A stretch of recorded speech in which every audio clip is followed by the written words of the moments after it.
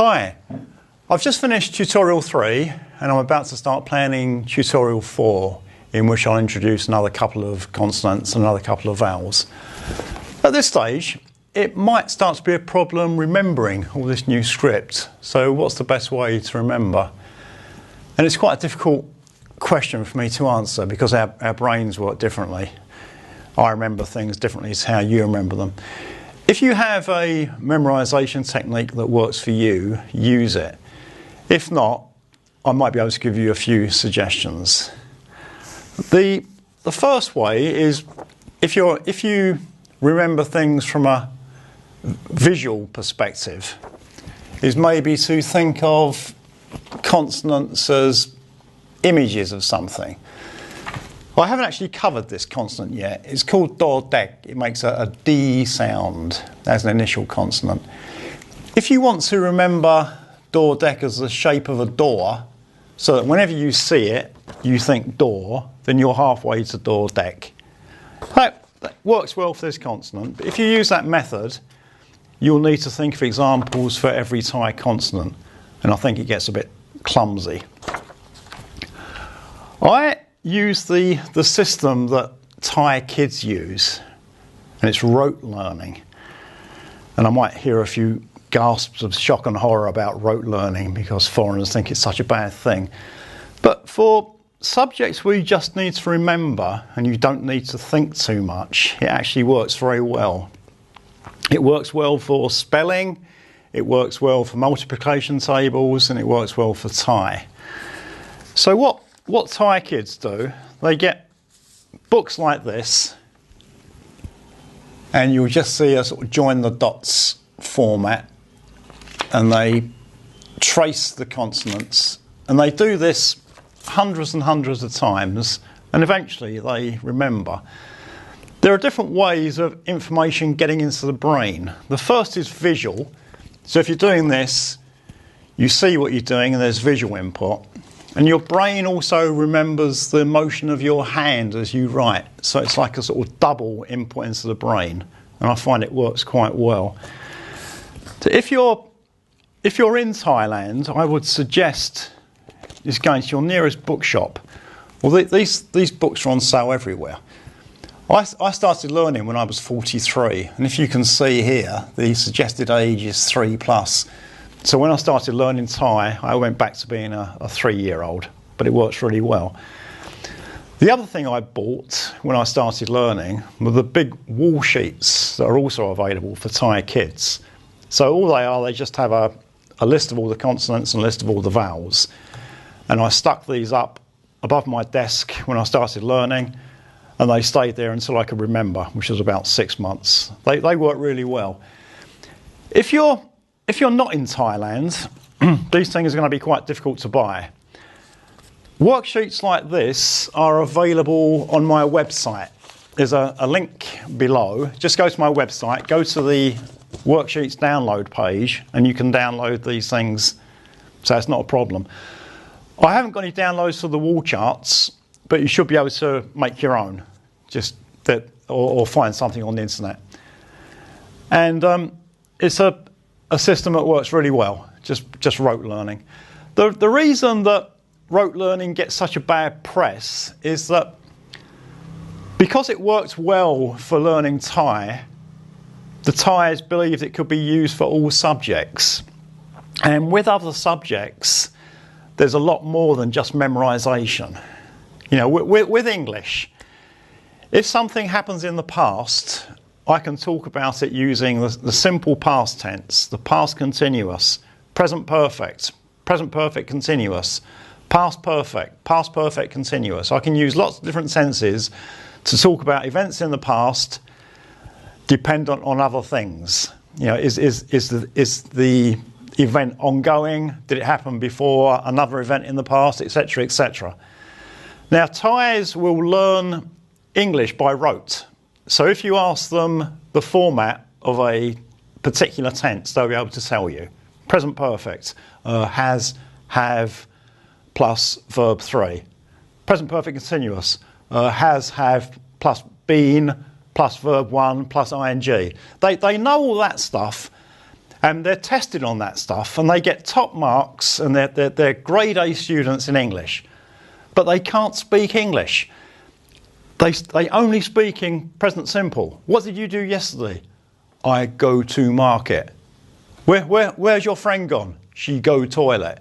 They can't, because they learn by rote, they just memorise things. They can't actually think what tense they should be using. I also had a situation when I was working in a dental hospital. I was supposed to be teaching the staff how to interact with foreign patients. And one member of staff wanted me to write her down a universal answer for absolutely everything. And because they do so much rote learning, they are really good at remembering things. So if you write down half a page of script, they can remember it. So that's what she wanted me to do. She wanted me to write this universal answer, which she would memorise. And when a foreign patient came in, regardless of the query, she would just spout out this universal answer. And that was supposed to deal with the situation. God knows what she was thinking. But this is the unfortunate thing about Thai education. There's so much rote learning. But rote learning isn't necessarily a bad thing. For some things, it's very, very good. If you just need to remember, and for Thai, it's mainly remembering things, rote learning is excellent. Now what I'm going to do now is just show you this in action with my 5-year-old.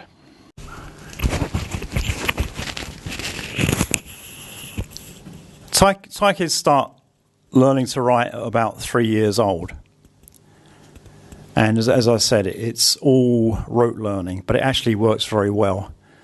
They just do this repetitively at school and when they get home for homework, but it does get into the brain. I'm not usually allowed to help him with his Thai homework because his mum doesn't want him speaking Thai like a Farang, which is quite understandable. So we have a bit of a rule at home that my wife does Thai and Buddhism and social studies, this thing they call Sangkom with the kids, and I do English and maths.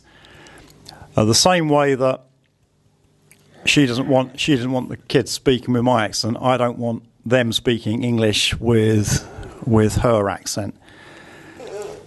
Thais have big problems with certain English pronunciation, and it makes me cringe when I hear her try to teach them English. For example, the word frog. The hard G sound in frog and dog and log doesn't exist in Thai. The Gorgai character that we did in tutorial 1 was a final consonant that becomes an unreleased K. So frog becomes frock, dog becomes dock, and Thais also can't pronounce S as a final consonant. I've got an old Thai friend, and whenever we talk about tourists in Thailand, we inevitably talk about sex, which he can't say. He always says sek. When my wife is teaching my kids and she comes across the words fox, fox becomes fock, box becomes bock, ox becomes ock, because Thais, they don't have a final S in their own language. If there is an S at the end of a word, it becomes a T, and they just find it very, very difficult. There's also a few consonants that foreigners find difficult with Thai. We haven't done them yet. We will do eventually, such as the NG as an initial consonant. It's very common in English as a final consonant, sing, ring, wing, etc. But when NG is the initial consonant, it's very, very difficult for foreigners to pronounce. It took me a long time to get to grips with that one. Okay, so that's just a little demo of my young lad. So he's 5, and this is quite typical for Thai children. So they start at 3, and by 5 and 6 they're quite proficient, And my daughter is now almost 8, and she has overtaken me already. Her spoken Thai and her written Thai and her reading is just far superior to mine. With reading Thai, there are some obvious benefits, and there are also some unexpected benefits. I mentioned a few minutes ago that there's a sort of rule in our house that my wife doesn't help the kids with their English, I don't help with their Thai. I only do English and maths with the kids, because we don't want the kids speaking English with a Thai accent or Thai with a Farang accent. With the maths, with my daughter's maths, the arithmetic is very straightforward, but the questions tend to be written in Thai. So if I couldn't read any Thai, I couldn't help my daughter with her maths, which could be quite embarrassing. Let's give you an example. So this question 9, we've got Oratai, which is a girl's name, Gep Manao Dai, Basib Hog Tung. So this girl called Oratai has 86 bags of lemons. Tung La Gausib Pon. So in each bag, she's got 90 lemons. So Oratai Mi Manao Tang Mod Gi Pon. So how many lemons has she got altogether? So it's basically a simple multiplication, just 86 bags and 90 lemons in each bag, just multiply. Next one, Turian Raka Kilogram La Hokseb Bat. So durian, which I detest. I love all Thai fruits with the exception of durian. So durian are 65 baht per kilogram. Ta nida kai dai 93 kilogram.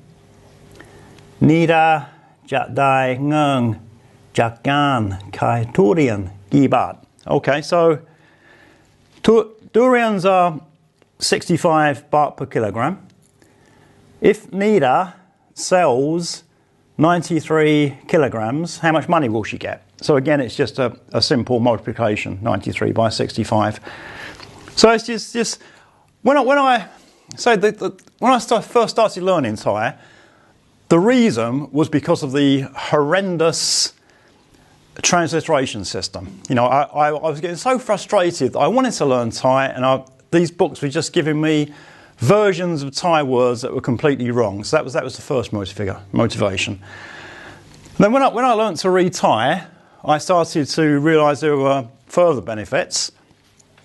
And then when I got married and had kids, I found that I was also able to help my kids with their homework, which I hadn't even thought of when I first started to learn Thai. So there's just lots and lots of benefits.